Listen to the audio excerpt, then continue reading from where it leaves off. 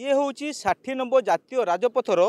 थेंगिड़िया गाँ पाखे 60 नंबर जातीय राजपथर दृश्य मुझे कैमेरा पर्सन देखा कहि देखूँ 60 नंबर जातीय राजपथर पार्श्व किभली भाव में दबी जाइए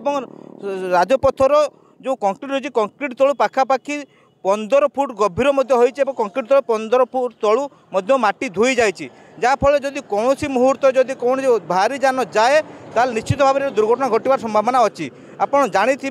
जो 60 नंबर जातीय राजपथ में बहु भारी जान यातायात करती प्रत्येक दिन शह शह गाड़ी यातायात करती यही जो दृश्य आप कैमेरा पर्सन देखा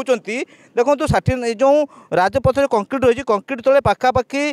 भीतर को 10 फुट एपटे 10 फुट गभीर होती जहाँ स्थानीय लोकंर कहवा कथा कि जो सुवर्णरेखा जो ब्रिज रही ब्रिज पाखर पानी यही बाट आसे एवं यही जगह पानी पास करी लोक घर दे पानी भीतर को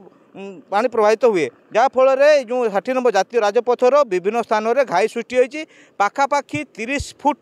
कि 30 मीटर दूर भितर गभीर सृष्टि होती आम सहित जड़े मौसी अच्छा सहित आलोचना करवा ये जो गभीर घाई सृष्टि होवार मुख्य कारण कौन जहाँ जो आपड़ जानी 2-3 दिन तले जो होता काल बैशाखी वर्षा होता वर्षा फल एबटे पानी पास करी जो राजपथर कंक्रीट तल माटी धोई जाइए जहाँफल विपद स्थानीय जो राजपथ पार्श्व जो घर रही घर मान प्रति विपद रही मौसी आपड़ कहते ये जो पानी जा फल माटी धोई जाइए आपड़ केते भयभीत अवस्था केमी देखुं ये बहुत दिन है एबे 2-3 मास तले ताको माटी आनिकी बाली आनिकी पकईथिले तापरे आवले वर्षा होई पानीटा होई गातटा होबार मुख्य कारण कौन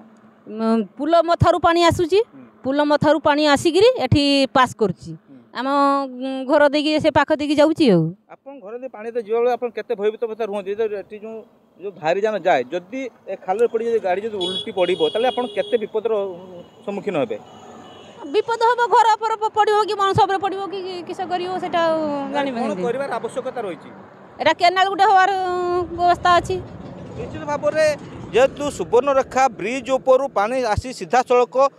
पाखापाखि 500 मीटर पानी प्रवाहित हो आसिक यही बाटे पानी लोक घर देकी प्रवाहित होउची जहाँफल ये घाई सृष्टि होउची लोकंर दाबी होउची कि जदि एटा गोटे केनाल करा जाए ताले पानी केनाल बाटे आसी सुवर्णरेखा नदी को प्रभावित हो जहाँफल कौन विपद रही यह सहित जदि राजपथ पार्श्व जदि गार्डवाल करा जाए ताहले हुए तो आउ कंक्रीट तल माटी धोबार संभावना रही कौन विपद सृष्टि हम ना तेणु लोकंर दाबी होउची कि जो राजपथ पार्श्व गार्डवाल हवा सहित गोटे बड़ केनाल हम और केनाल माध्यम जो उद्भूत पानी आसूची राजपथ जो पानी आसूची पानी से केनाल बाटे सुवर्णरेखा नदी में प्रभावित पड़ो जहाँफल कौन विपद हम ना एवं राजपथ सुरक्षित तेणु लोकों दाबी अनुसार केनाल करने सहित जदि गार्डवाल करा जाए ताहले एठे विपद मुक्त रहा परवर्ती मुहूर्त विपद हो बोली लोकों सूचना रही बालेश्वर जिला राजघाट रंजन कुमार बेहेरा कनक न्यूज।